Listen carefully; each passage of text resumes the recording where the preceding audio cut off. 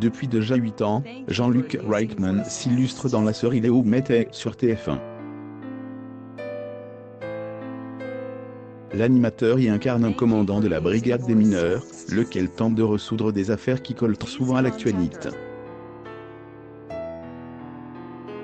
La fiction policière contribue ainsi à faire de la prévention auprès des enfants, dont ceux de Jean-Luc Reichmann.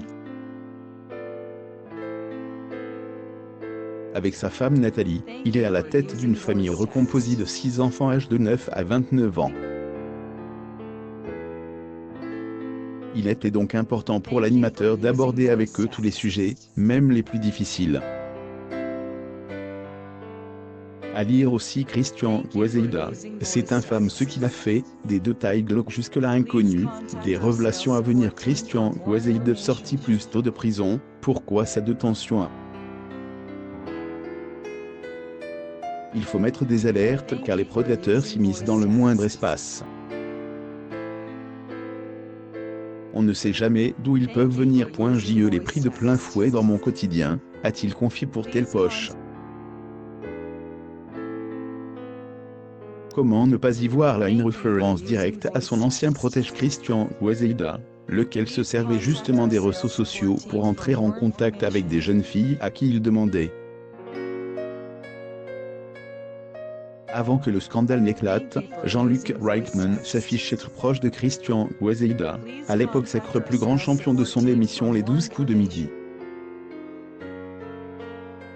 L'animateur a une nouvelle fois réagi à cette affaire auprès de Telle Poche, sans en dire beaucoup, la justice ça parle et ce n'est plus mon histoire.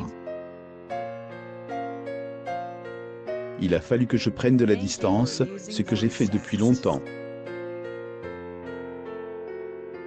Après 2 années passées à la prison de Bourg-en-Bresse, dans l'Ain, Christian Guazelda a été libéré de prison en avance grâce à plusieurs remises de peine.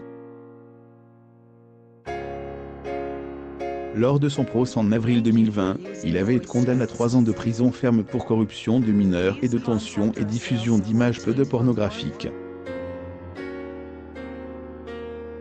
Il avait également un corps de 5 ans de suivi socio-judiciaire et d'une inscription au fichier des auteurs d'infractions sexuelles, FIGE.